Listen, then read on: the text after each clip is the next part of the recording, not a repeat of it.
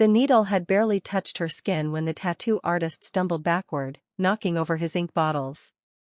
"That's impossible," he whispered, staring at her hip. "That mark, it's already there. And it's moving." Sarah Valdez pushed up on her elbows, her heart hammering against her ribs. "What do you mean, moving?" But she could feel it now. The familiar crescent moon tattoo she'd carried for 5 years. The one she'd woken up with on that empty Montana highway, no memory of how it got there or who she was, had started to burn. Not the dull warmth she'd learned to ignore. This was fire licking beneath her skin. "I need you to stay calm," Derek said, though his voice cracked on the words.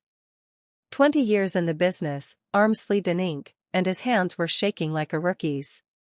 "Something's happening to your..." Gold light spilled from beneath his fingers. Sarah looked down and forgot how to breathe. The tattoo was glowing. The simple crescent moon she'd stared at in countless bathroom mirrors, the mark that sometimes seemed darker after bad dreams, was now blazing like molten metal. And it was spreading. Delicate tendrils of gold crept outward from the design, crawling across her hip in patterns that looked almost like words. Ancient words she couldn't read but somehow knew. The pain hit her then. White-hot and absolute, it drove through her body like lightning through a dry tree. She heard herself scream but couldn't stop it. Glass shattered somewhere nearby. The lights flickered. Then nothing. She came back to herself in pieces. The smell of smoke first. Then the cold. She was outside, concrete rough against her cheek. Distant sounds of sirens. A low growl that made every hair on her body stand at attention. Sarah opened her eyes. 3 wolves stood in a loose circle around her. Not the scrappy coyotes that sometimes wandered down from the mountains. These were massive, easily the size of small horses, with intelligent eyes that reflected the parking lot lights like mirrors. One was pure black, another silver gray, the third a deep russet brown.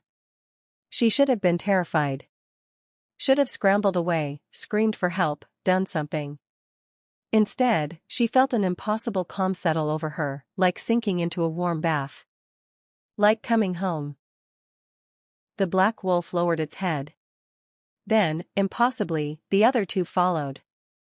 All 3 enormous predators pressing their muzzles to the cracked asphalt in a gesture that looked almost like bowing.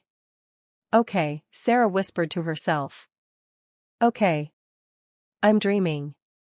I hit my head and I'm dreaming, and any second now I'm going to wake up and..." Tires screamed against pavement. The wolf's head snapped up in unison, ears flattening. The black one stepped in front of Sarah, a rumbling snarl building in its chest. Headlights blinded her as 3 black SUVs screeched into the parking lot, boxing in the small space with military precision. Doors flew open. Men poured out, a dozen of them, maybe more, dressed in tactical gear and carrying weapons Sarah had only ever seen in movies. Their leader, a tall man with a scar bisecting his left eyebrow, shouted orders into a radio clipped to his shoulder. "Perimeter secure." Mark confirmed. "Requesting authorization to engage." A crackle of static. Then a voice, cold and commanding, "Take her. The Alpha King wants her alive." The wolves surged forward, and the night erupted into chaos. Sarah scrambled backward, her body moving on instinct she didn't understand. One of the armed men raised something that looked like a modified rifle and fired. The silver wolf yelped, crashing to the ground with a dart protruding from its flank. Another shot. The russet wolf went down.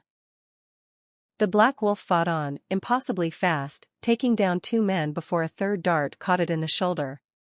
It turned toward Sarah, golden eyes holding hers with desperate intensity, and she swore she could feel it trying to tell her something.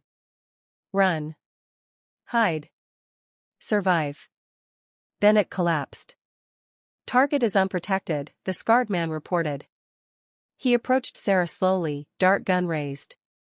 "Ma'am, I'm going to need you to come with us. We can do this easy, or we can do it hard. Your choice."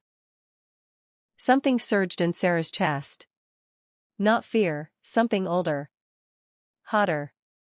Her hands tingled with the same burning sensation that had started this nightmare. Stay away from me. Her voice didn't sound like her own. It resonated with something deeper, something that made several of the men take involuntary steps backward. The leader's eyes narrowed. Interesting. They said you wouldn't remember. Sarah didn't know what she was doing, couldn't have explained it if her life depended on it. But when the first man lunged for her, her body reacted without permission. She caught his wrist, twisted, and sent him sailing over her hip with a judo throw she'd never learned. A second grabbed her from behind, and she drove her elbow into his solar plexus with enough force to drop him. The strength singing through her veins was terrifying and exhilarating.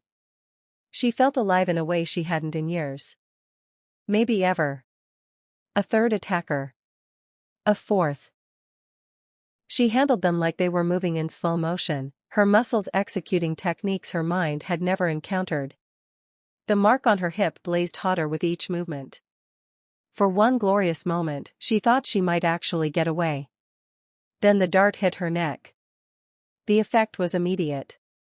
Liquid ice flooding her veins, dragging her down toward darkness. Her legs buckled. Her vision blurred at the edges. The scarred man caught her before she hit the ground. Up close, she could see his expression wasn't cruel, it was odd. Get medical on standby, he ordered. And someone wake up the commander. Tell him we found her.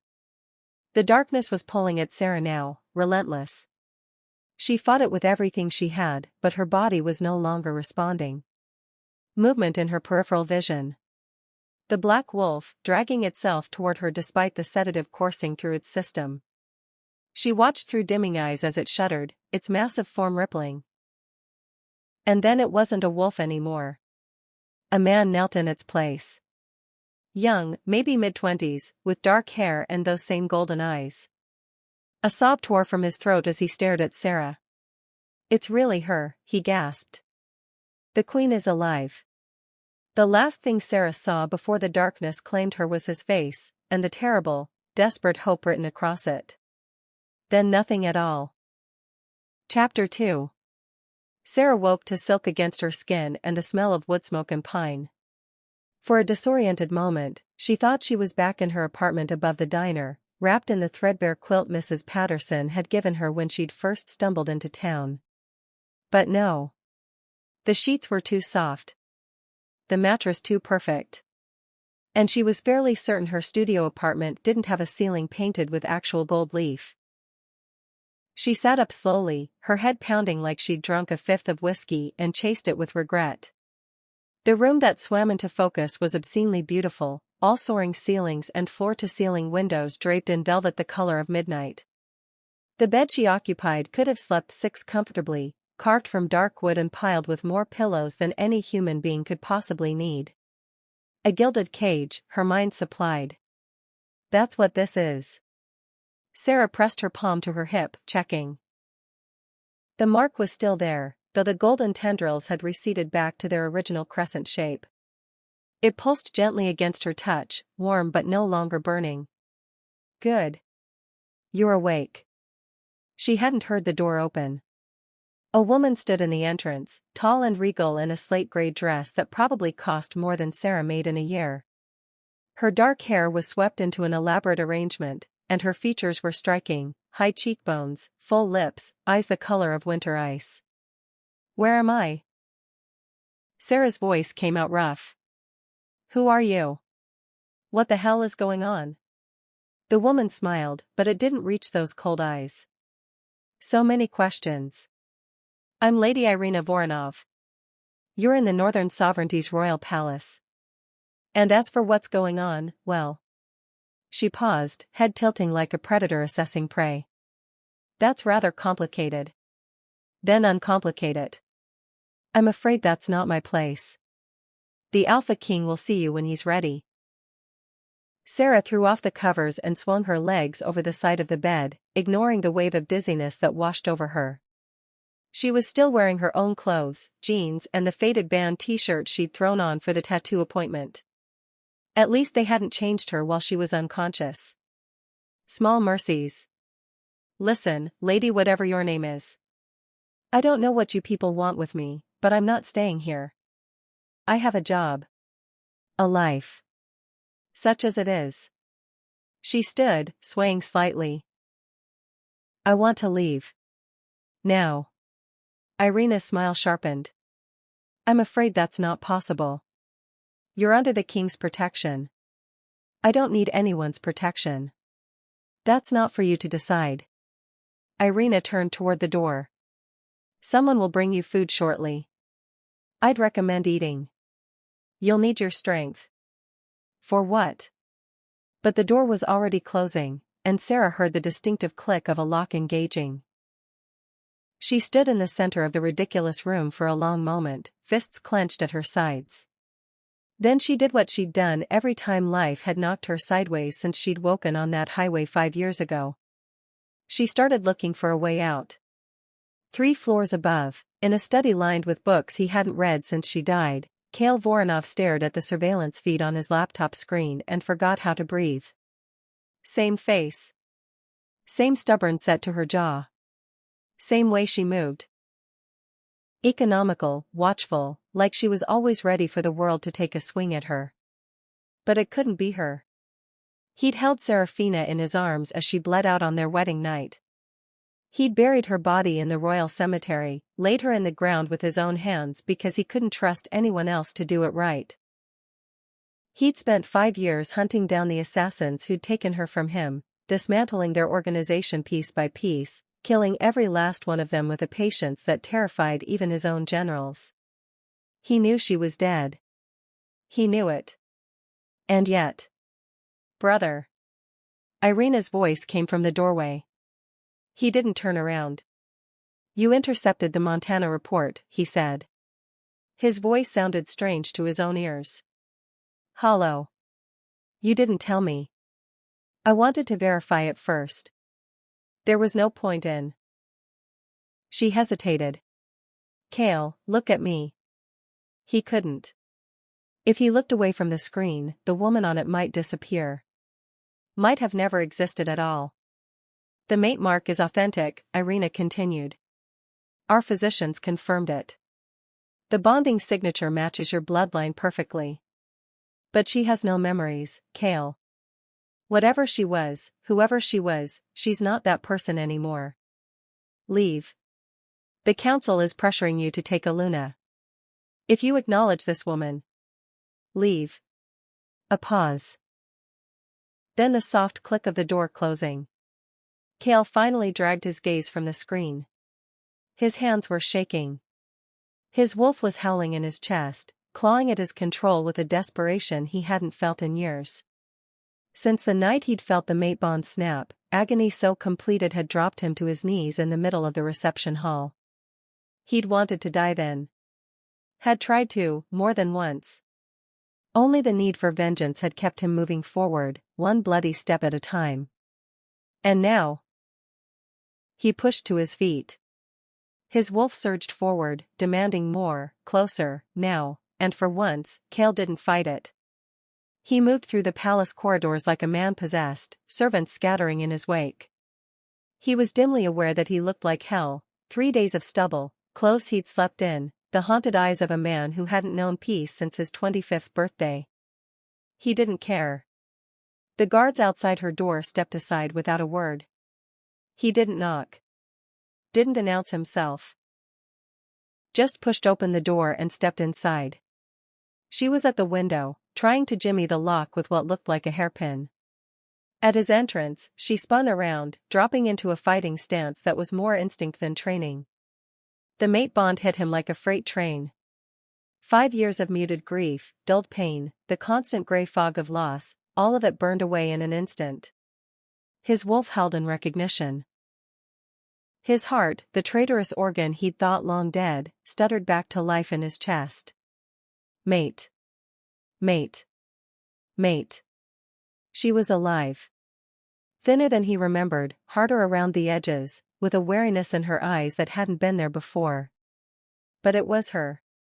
Her scent, honey and wildflowers and something purely, uniquely Serafina, flooded his senses and brought him to his knees. Not metaphorically. His legs simply gave out. He hit the marble floor with a crack that would probably bruise, and he didn't care. Couldn't care. Because she was standing 3 feet away from him, breathing, her heart beating in that familiar rhythm he'd memorized a lifetime ago. You're alive. The words came out broken. You're alive. How are you alive? She stared at him like he'd grown a second head. Who the hell are you? The question was a knife to the chest. But he could see it in her eyes. The complete and total absence of recognition. She looked at him the way she'd look at any stranger. Like he was nothing. No one. Serafina. My name is Sarah. Her voice was sharp enough to cut glass. Sarah Valdez. I'm a waitress from Montana, and I want to go home. He pushed to his feet slowly, his wolf whimpering at her rejection. You don't remember. They said you didn't remember, but I thought. He took a step toward her. Please. Just let me. She broke his nose. He didn't see the punch coming, which was embarrassing for someone who'd spent the last decade training warriors for combat. One moment he was reaching for her, the next, blinding pain exploded across his face and blood was pouring down his chin. She'd followed through beautifully. Perfect form. His Serafina had never been able to throw a punch. I don't know who you think I am, she snarled, but I'm not your queen. I'm not anyone's anything. Cale wiped blood from his lip and stared at her with something dangerously close to wonder. The bond was singing in his veins, drowning out the pain, drowning out everything except the overwhelming rightness of her presence. You were my mate, he said quietly. My wife. We were married 5 years ago, and on our wedding night, you were murdered in front of me. I held you while you died. I buried you. His voice cracked on the last words. And now you're here, and you're alive, and you don't even know my name. Something flickered in her eyes. Not recognition, not yet, but something. A crack in the armor she'd wrapped around herself. That's insane, she said.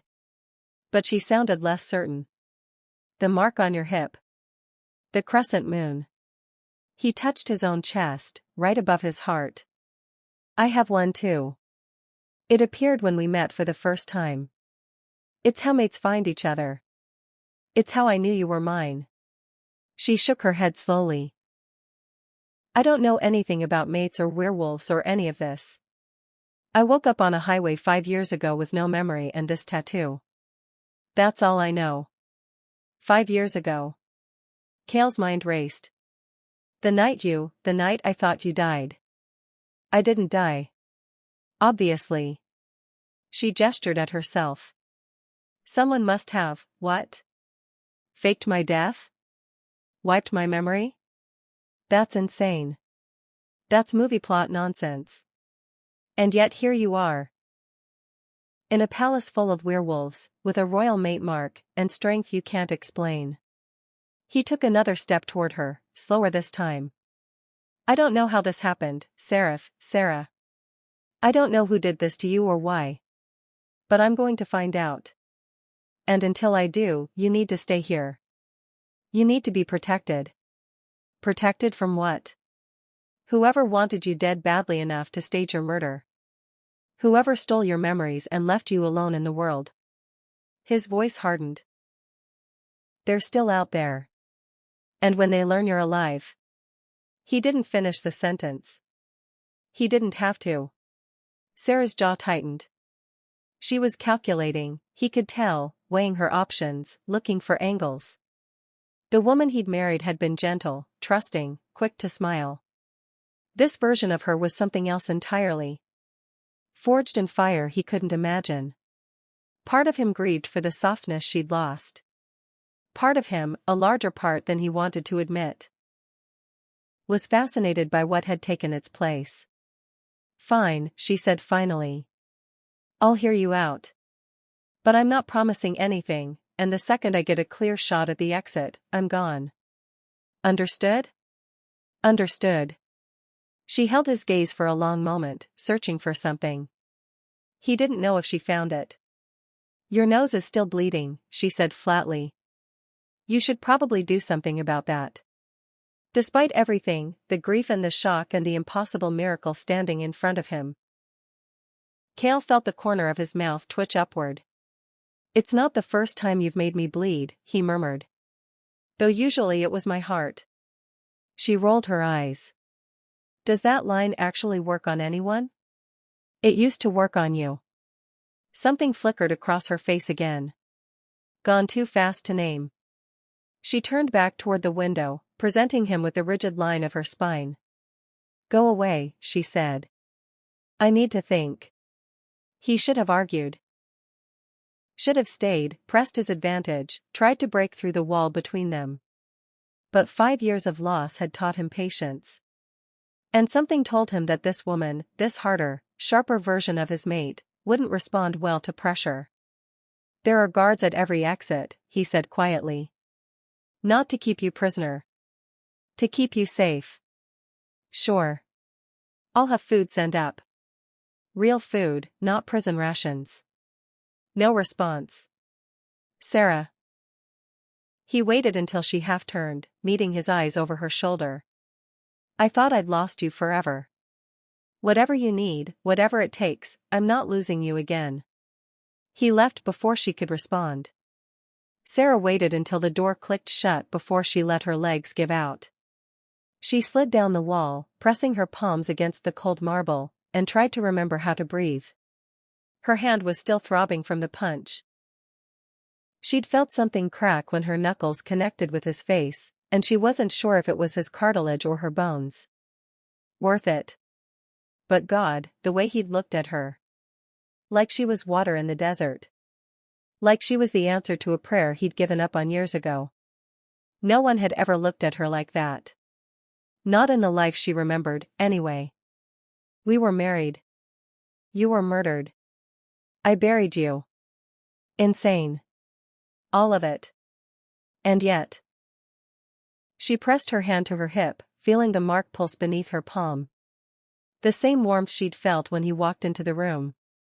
The same strange pull, like a hook behind her navel, dragging her toward him. She needed to get out of here.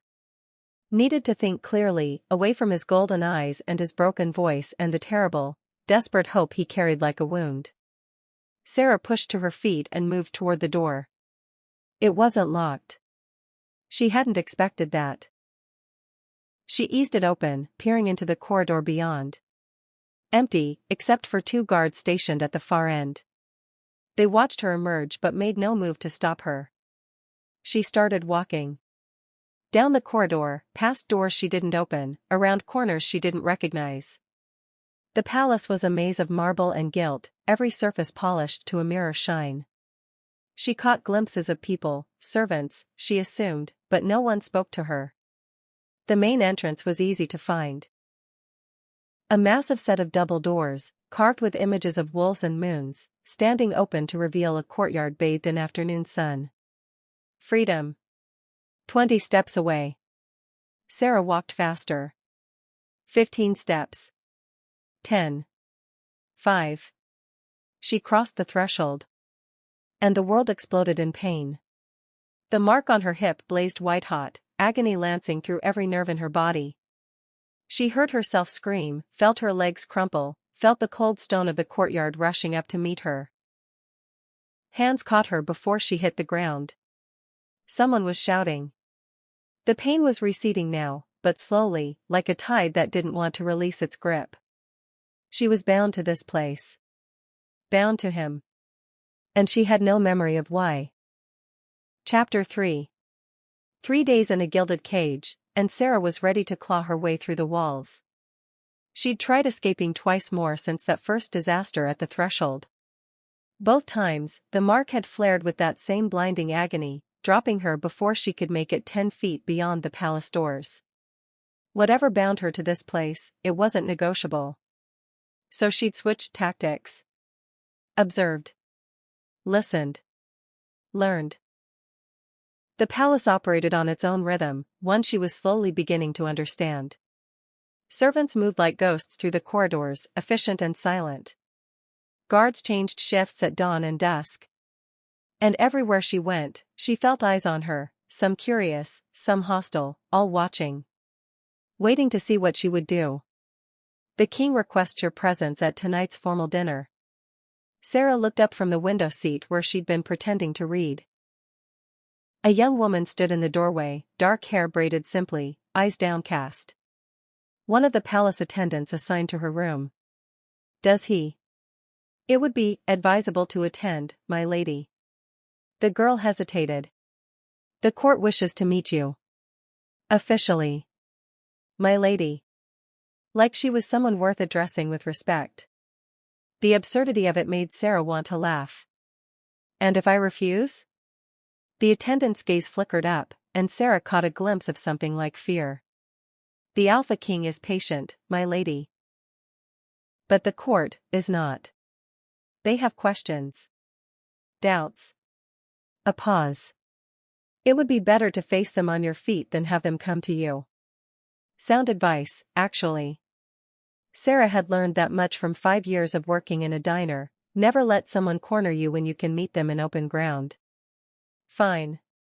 What does one wear to be judged by a pack of wolves? The answer, apparently, was velvet.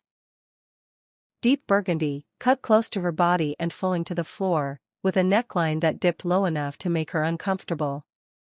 Sarah had fought against it, she'd have preferred her jeans and boots, but the attendant had been quietly insistent. The court has expectations, she'd murmured while pinning Sarah's hair into something that might generously be called elegant. Meeting them will make the evening easier. Defying them will make it interesting. Interesting wasn't what Sarah was going for. Now, standing at the entrance to the great hall, she questioned every choice that had led her to this moment. The room beyond was enormous, soaring ceilings, massive chandeliers dripping with crystal, long tables laden with food and flowers and more candles than a fire marshal would approve of. And wolves. Dozens of them, dressed in silk and jewels and power, all turning to stare as she appeared in the doorway. Cale was at the head table, rising from his seat the moment he spotted her. He'd cleaned up since their last encounter, clean-shaven now, his dark hair brushed back from a face that was unfairly handsome despite the fading bruise across his nose. When their eyes met, she felt that same strange pull in her chest. She ignored it.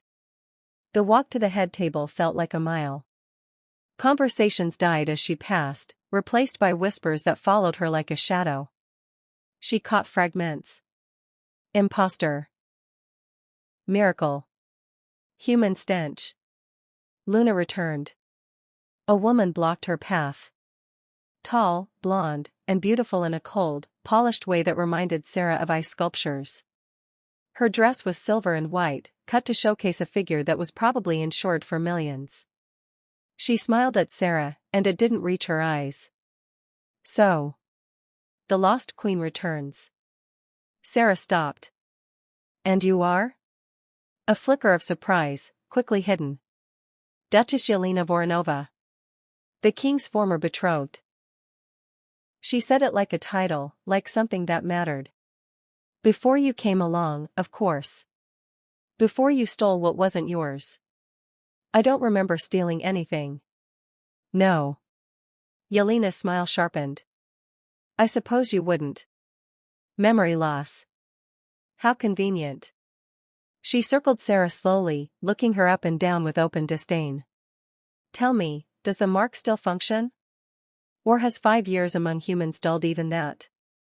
Sarah felt her shoulders tense. It works fine. Does it?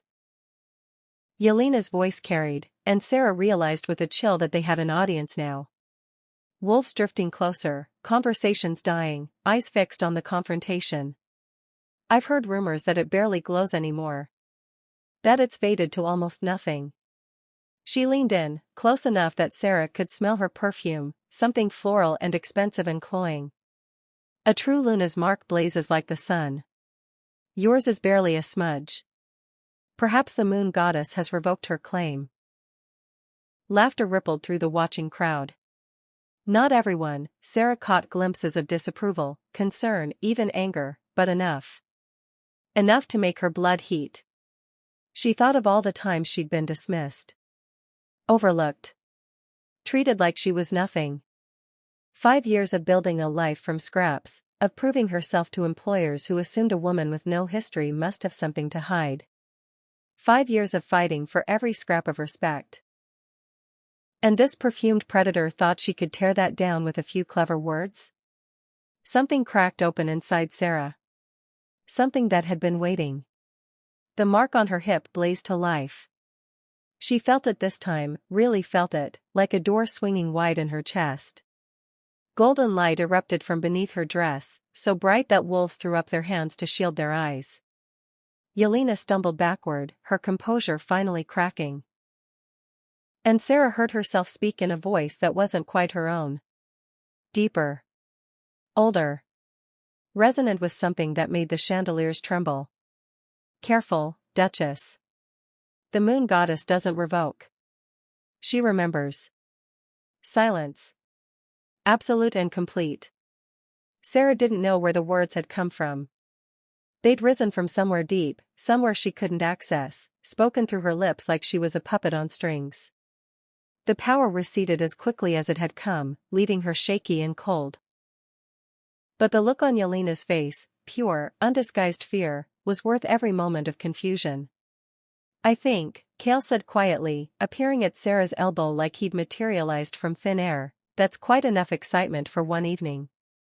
His hand came to rest on the small of her back, warm through the velvet. My mate needs rest. The court will have other opportunities to satisfy their curiosity. No one argued. Sarah let him guide her from the hall, past the staring wolves and the whispered speculation. She waited until they were in the corridor, away from watching eyes, before she pulled free of his touch. What the hell was that? I was hoping you could tell me. Cale studied her face, his expression unreadable.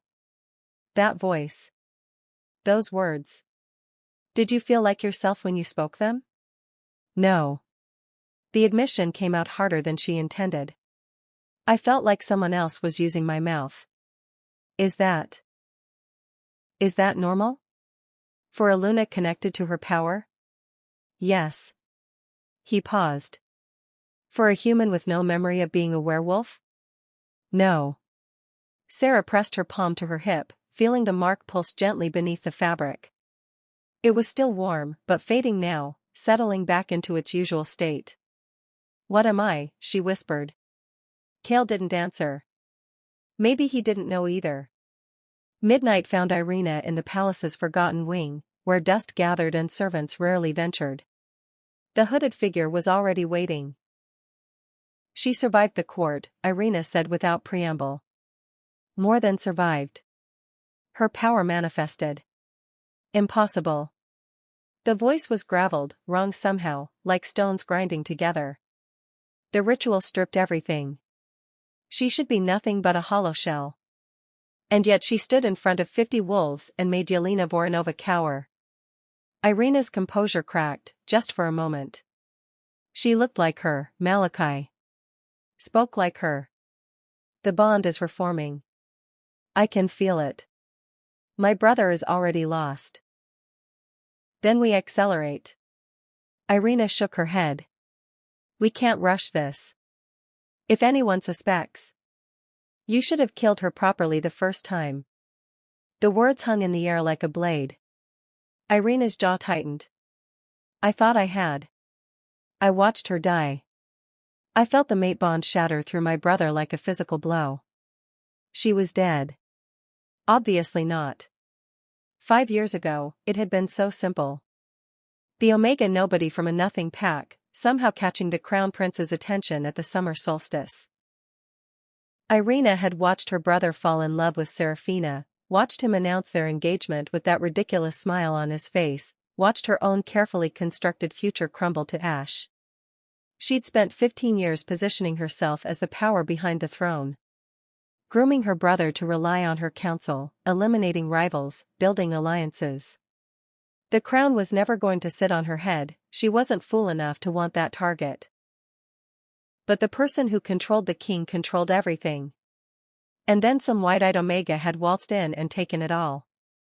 Serafina had been easy to remove. A little poison in her wine, slowing her reflexes. An assassin hired through 3 layers of intermediaries. A tragic death on her wedding night, her new husband's arms around her as she bled out. Cale had never recovered. And Irina had quietly, patiently, reassumed control. Now this. Kill her again, she said finally. Properly this time. But make it look natural. My brother is many things, but he isn't stupid. If he suspects foul play, the girl won't survive the week. The hooded figure shifted, and Irina caught a glimpse of scarred skin beneath the cowl. But this will cost you double the original price. Done.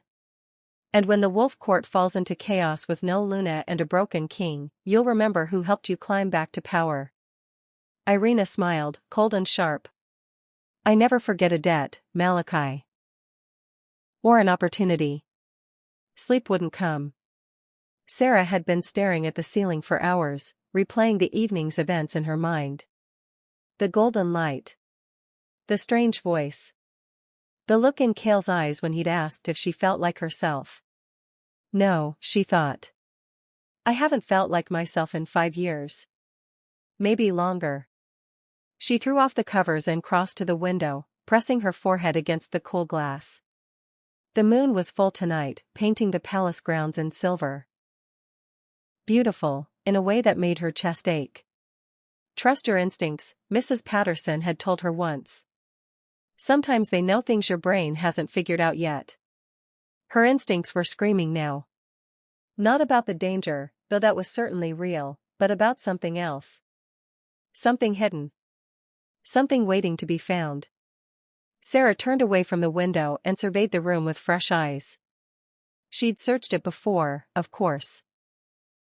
The first night, she'd gone through every drawer, every wardrobe, every conceivable hiding spot. Found nothing but expensive clothes and expensive furniture and the kind of decorative items that rich people accumulated for no apparent reason. But she hadn't searched like a woman who lived here once. A woman who might have had secrets to keep. The fireplace. She'd dismissed it the first time, too obvious, too exposed. But now she looked at it differently, noting the way the decorative tiles along the interior didn't quite match, the slight discoloration on one stone near the back. Sarah knelt on the hearth and pressed. The stone shifted. Her heart hammered as she worked it loose, revealing a small hollow behind it. Inside, wrapped in oilcloth that had seen better days, was a leather journal. Worn soft with age, the kind of thing a woman might carry everywhere. Her hands trembled as she unwrapped it. The handwriting inside was looping and feminine. Pretty, in a way that made something catch in Sarah's throat. She didn't recognize it as her own, couldn't remember writing anything like this, but when she pressed her finger to the page, the mark on her hip warmed in recognition. She flipped to the last entry, dated 5 years ago. The night of the wedding. If you're reading this, they've taken your memories. The words blurred. Sarah blinked hard, forcing herself to focus. Trust no one. Not even him. A chill ran down her spine. Especially not him. Chapter 4. Dawn was still an hour away when Sarah pounded on Cale's door. She hadn't slept. Couldn't sleep. The journal's words burned in her mind like a brand, and every time she closed her eyes, she saw that looping handwriting. Her handwriting. Warning her against the man who claimed to be her mate. Trust no one. Not even him. Especially not him. The door swung open. Cale stood in the frame, shirtless, hair disheveled, looking like he'd been dragged from sleep by something other than her knocking. His eyes sharpened when he saw her face. What's wrong? She shoved the journal into his chest. Explain this. He caught it reflexively, frowning down at the worn leather. Where did you? Hidden compartment in the fireplace. My room. Your palace. She pushed past him into what turned out to be his private chambers. Larger than hers, darker, dominated by a massive bed that looked like it hadn't been properly slept in for years. I found it 2 hours ago and I've read it 3 times and I still don't understand. Cale opened the journal. She watched his face as he read, watched the color drain from his skin, watched his hands begin to shake, watched something shatter behind his golden eyes. This is your handwriting. His voice was barely a whisper. That's what the mark seems to think. You wrote this on our wedding night. Before, he stopped. Swallowed hard. Before everything went wrong. I wrote that I couldn't trust you. Sarah kept her voice flat, controlled, even though her heart was racing. I wrote that if my memories were taken, I should trust no one. Especially not you. So tell me, Your Majesty. Why would the woman who supposedly loved you leave herself that warning? Cale sank onto the edge of his bed, still staring at the journal like it might bite him. For a long moment, he didn't speak. When he finally looked up, his eyes were wet. I don't know. That's not good enough. I know. He ran a hand through his hair, the gesture achingly human. Serafina, Sarah, I loved her. I loved you. I would have died for you. I tried to die with you when I thought you were gone. He held up the journal. But this means she knew something. Suspected something. Something she didn't tell me. Or something about you that she didn't want to face. The words landed like a slap. Cale flinched but didn't look away. Yes. That's possible too. He set the journal aside carefully, like it was made of glass. I've spent 5 years believing my mate was murdered by outside forces. Enemies of the crown. But if she wrote this warning... He trailed off, the implication settling over both of them like a shroud. Someone inside the palace. Someone close enough to reach her on her wedding night, in the most protected room in the kingdom. Someone she'd trusted enough to get close, but not enough to name directly. How do I get my memories back? Sarah demanded. There has to be a way. If I can remember what happened, who did this? There is a way. Cale's voice was heavy. But you won't like it. Tell me anyway. He stood, moving to the window, presenting her with the rigid line of his back. Outside, the sky was beginning to lighten, purple bleeding into pink at the horizon. It's called a blood bond awakening. The mate connection between us, even damaged, even suppressed, still exists. I could use it to share my memories of our past. Let you see through my eyes what we were. What we had. He turned to face her. It might trigger your own memories to surface. Or it might not. The ritual is ancient, unpredictable. What's the catch? It's intimate. More intimate than anything you can imagine. You would feel what I felt. See what I saw. Know things about me that I've never told another soul. He paused. And it's irreversible.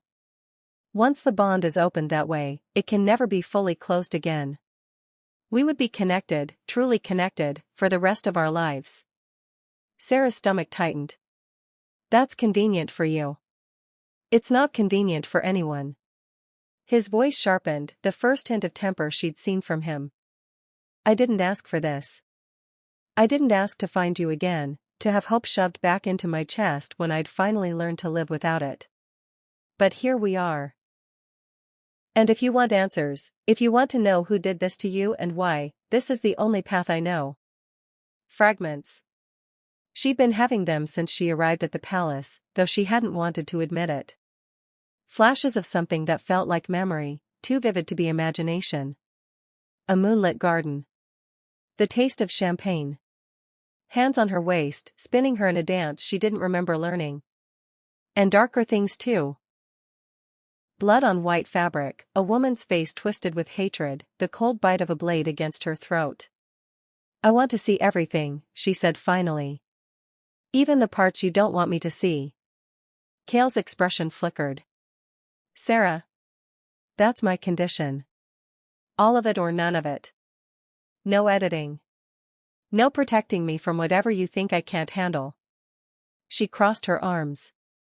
I've survived 5 years without knowing who I am.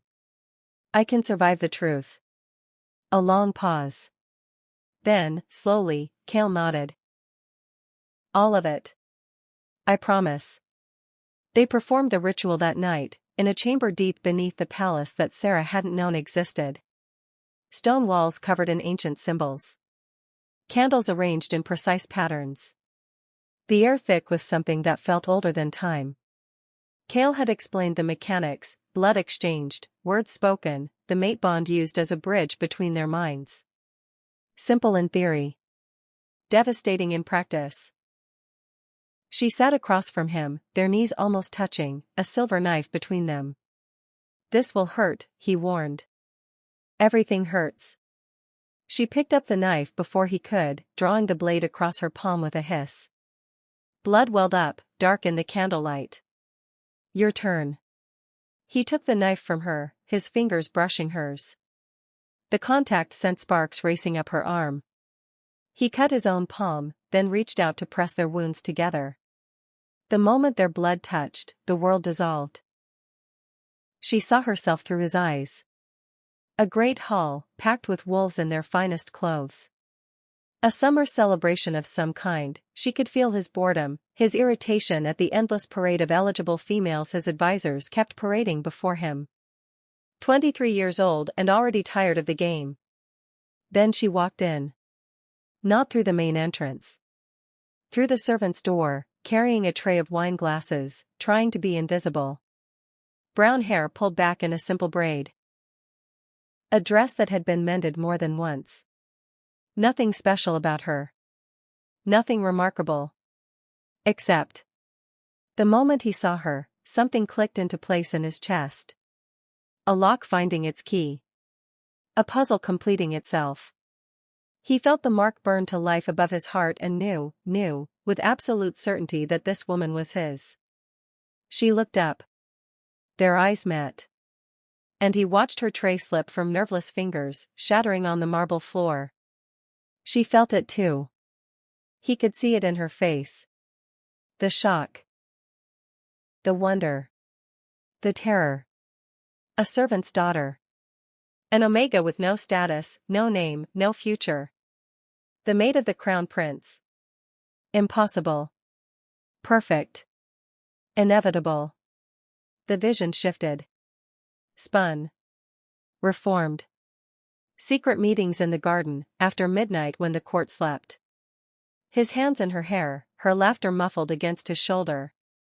Teaching her to dance in the moonlight because she'd never learned, because Omega servants didn't attend balls. They'll never accept me, she whispered once, and he'd kissed her until she stopped talking. Let me worry about them, he'd said. All you have to do is stay. She stayed. Another shift. The visions were coming faster now, fragmented. Their wedding day. Her in white, trembling, so beautiful it hurt to look at her. The vow spoken before the moon goddess. The mark on his chest blazing like a sun as he claimed her before the entire court. Happiness. Pure and perfect and fragile as glass. Night. Their chambers. Her in his arms, finally, completely his. Then the door burst open. Silver everywhere. The flash of blades. Figures in black pouring into the room. He fought, God, he fought, but there were too many, and the silver burned, and when he finally broke free. She was on the floor. Blood pooling beneath her. A blade buried in her chest. He screamed her name. Fell beside her. Gathered her broken body in his arms. Her eyes found his. Her lips moved, trying to speak, but only blood came out. The mate bond shattered. He felt it go, felt the thread connecting them snap like a guitar string wound too tight. The pain was unimaginable. Worse than the silver. Worse than death. He welcomed the darkness that followed because anything was better than existing in a world without her. Sarah was drowning. Dying. She felt it all, his grief, his rage, his complete and utter devastation. 5 years of agony compressed into a single moment of shared consciousness. But there was more. Something at the edge of the memory. A figure she hadn't noticed before, standing in the doorway while Kale cradled her dying body. A woman's face, twisted with satisfaction, watching to make sure the job was done. "Let me see," Sarah demanded, pushing deeper into the bond. "Show me who it was." The face began to sharpen. Dark hair. Ice blue eyes. Features that were almost familiar. Glass shattered. Sarah was ripped from the vision as something crashed through the chamber's only window. Bodies in black, rappelling from above. The same figures from the memory. The same silver blades. Kale was already moving, placing himself between her and the attackers. But he was weakened from the ritual, blood still dripping from his palm, and there were too many of them. Not again, Sarah thought. I won't die again. Something broke open inside her. The pain was blinding.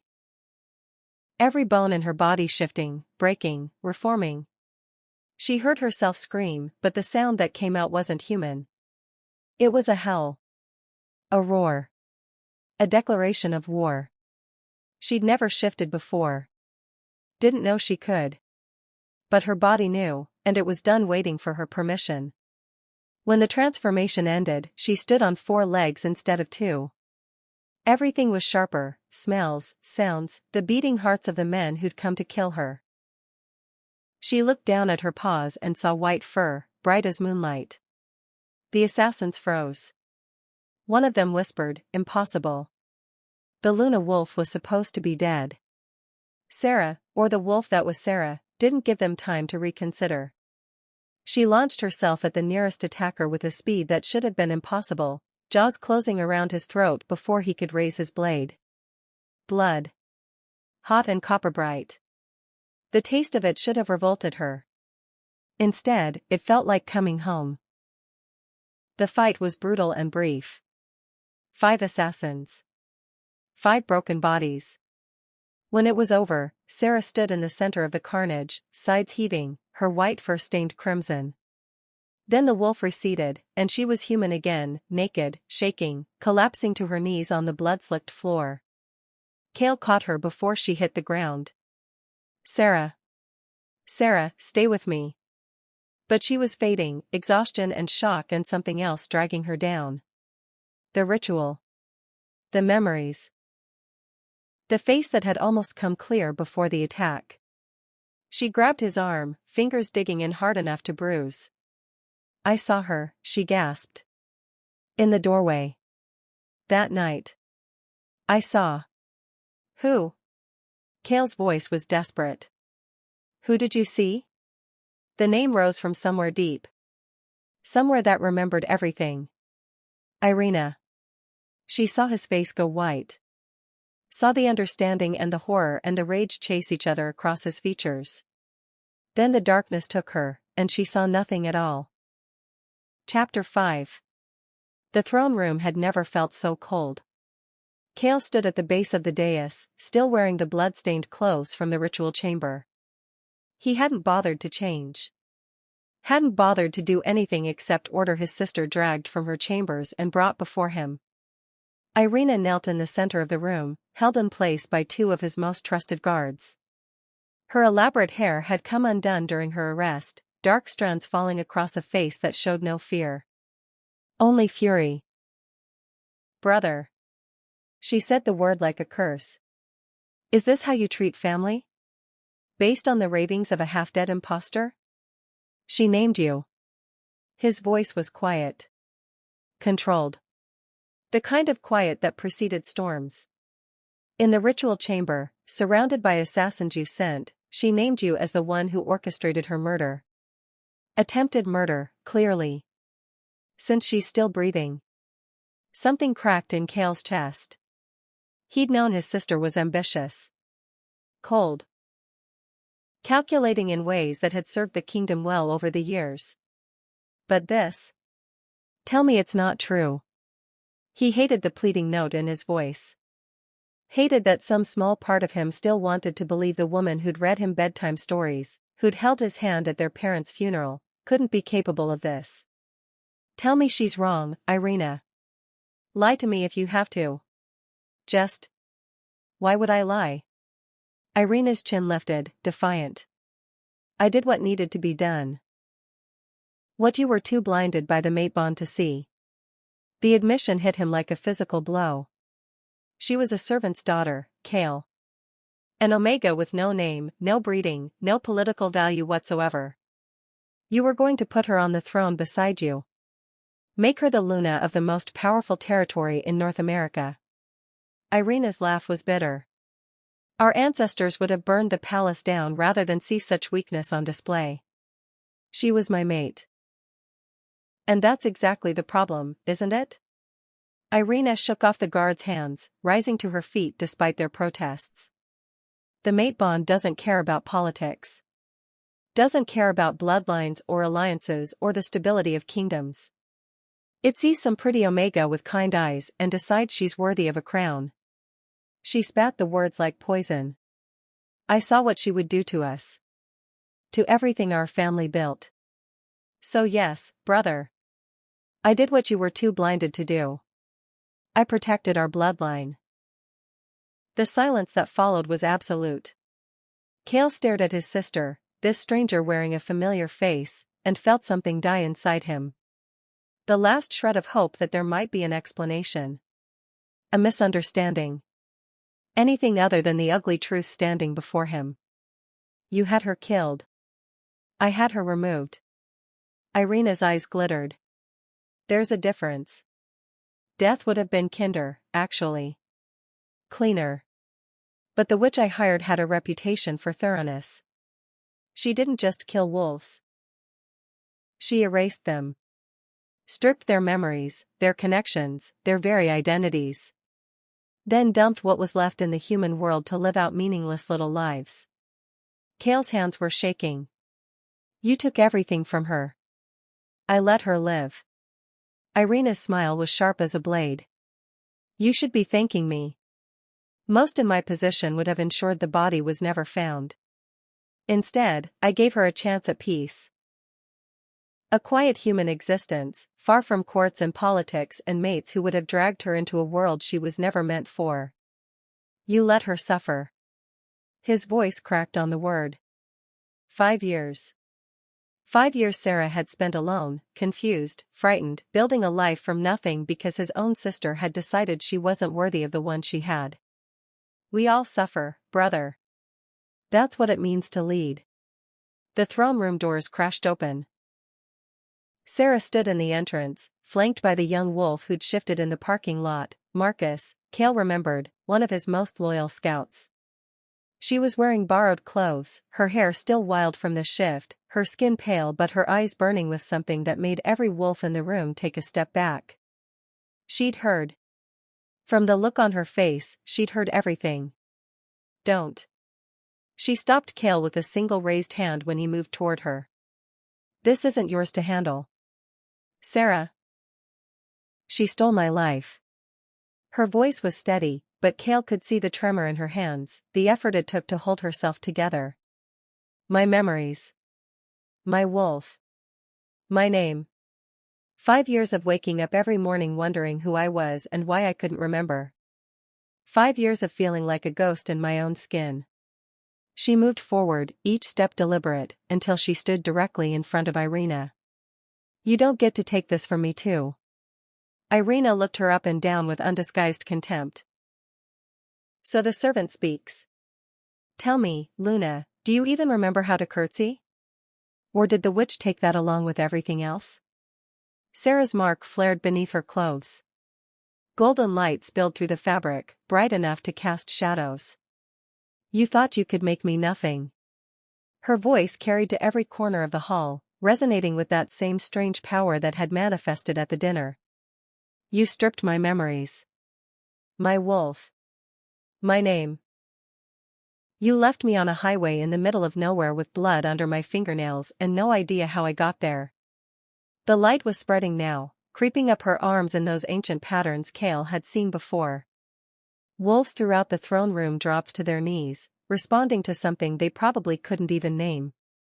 But here's what you didn't understand about Omegas, Irina. Sarah's eyes shifted. One moment human, the next blazing gold, her wolf looking out through her skin without fully emerging. We survive. We always survive. The power that rolled off her was staggering. Cale had seen Lunas before, had grown up in a court full of powerful wolves, but this was something else entirely. This was ancient. Primal. The kind of authority that didn't come from bloodlines or politics, but from something far deeper. Irina, for the first time, looked afraid. What are you? I'm the woman you tried to erase. Sarah let the light fade, her eyes returning to human, but she didn't step back. Didn't give an inch. And I'm done being afraid of people like you. She turned to Cale, and something in her expression softened. Just slightly. Just enough. I want her held for trial under pack law. Not executed in the shadows. Not disappeared the way she tried to disappear me. She looked back at Irina. I want everyone to know what she did. And I want everyone to see justice done. Cale nodded slowly. It will be done. The guards moved forward, and this time Irina didn't resist. She let them bind her hands, let them lead her toward the door, but she paused at the threshold, turning back one last time. You think you've won, she called to Sarah. But there are things you still don't know. Things about that night that even I don't understand. Ask yourself this, Luna. If the ritual was supposed to erase you completely, why did you survive? Why did you come back? Her smile was bitter. The witch was the best in her trade. She never failed.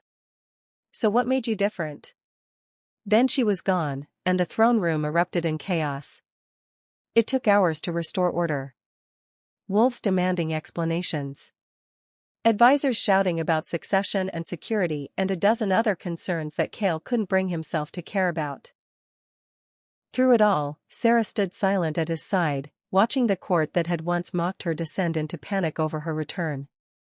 When the room finally emptied, they were alone. Cale turned to her, reaching out to take her hands. She let him, and the simple acceptance of that touch meant more than any words could have. I'm sorry, he said quietly. I should have known. Should have seen. How could you? She was your sister. That's not an excuse. No. Sarah squeezed his hands. But it's an explanation. And I'm too tired to hate you for loving her. He led her to the throne, his throne, and she let him. The massive chair seemed to swallow her, but when she sat in it, something shifted in the room. The very air felt different. Heavier. More real. This doesn't have to be your life, Cale said, kneeling before her. You could leave. Return to Montana. Build something new, something without any of this, he gestured at the throne room, the palace, all of it. I could have your memories suppressed again. Properly, this time. Gently. You could forget and be free. Sarah looked at him for a long moment. Then she laughed, a broken, exhausted sound that was somehow still beautiful.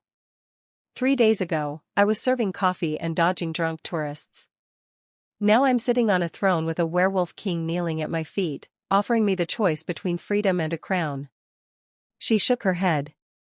You know what's funny?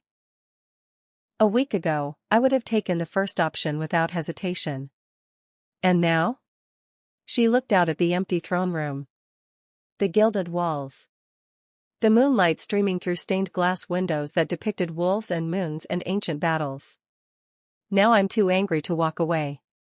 Her jaw set. Someone stole my life, Cale. Not just Irina, someone helped her. The witch. Whoever's sending assassins. There's a conspiracy here, and I'm at the center of it, and I refuse to spend another 5 years wondering why. She reached down and took his hand, pulling him up beside her. I'm not running anymore. But we do this my way. Which is? I don't know yet. A ghost of a smile crossed her face. But I'm done being a pawn. If I'm going to be a queen, I'm going to be one worth remembering. Before he could respond, the throne room doors burst open again. A messenger stumbled in, young and terrified, clutching a scroll in white-knuckled hands. He dropped to his knees the moment he saw them. "Forgive me, Your Majesty." The news couldn't wait. Cale felt Sarah tense beside him. "Speak." "The witch." "The one who," the messenger swallowed hard. "Lady Irina named her during the arrest. Malachi's network found her within hours. But when our people arrived..." He held out the scroll with trembling hands. "She was already dead." Sarah took the scroll before Cale could stop her. He watched her face as she read, watched the color drain from her skin. "What does it say?" "She left a message." Sarah's voice was strange. Flat. "Before she died. Or maybe because she knew she was going to die." She handed him the scroll. The words were scrawled in blood. Desperate. Barely legible. "The Omega isn't who you think she is. Ask her what happened to the real Seraphina." Cale looked up at Sarah. At the woman he'd grieved for 5 years, the maid he'd just begun to believe was returned to him, and saw something flicker across her face. Confusion. Fear. And then her mark, the golden crescent that had blazed so brightly just moments before, guttered like a candle in the wind. For just a heartbeat, it burned black. "Sarah?" His voice came out rough. "What does that mean? What happened to?" "I don't know." She pressed her hand to her hip, where the mark had gone dark. When she looked at him, her eyes were wide with a terror he'd never seen before. "I don't remember. I don't remember anything about that night except what you showed me." The mark flickered again. "Gold. Black. Gold." "But if that's true," she whispered, "then who am I?" The question hung in the air between them, unanswered, unanswerable, as somewhere in the distance, a wolf began to howl. Thank you for watching this video. Subscribe, like and share this video to continue listening to this type of story daily and also, to appreciate this community too. I would like to hear your wonderful opinion about this story. Please comment below.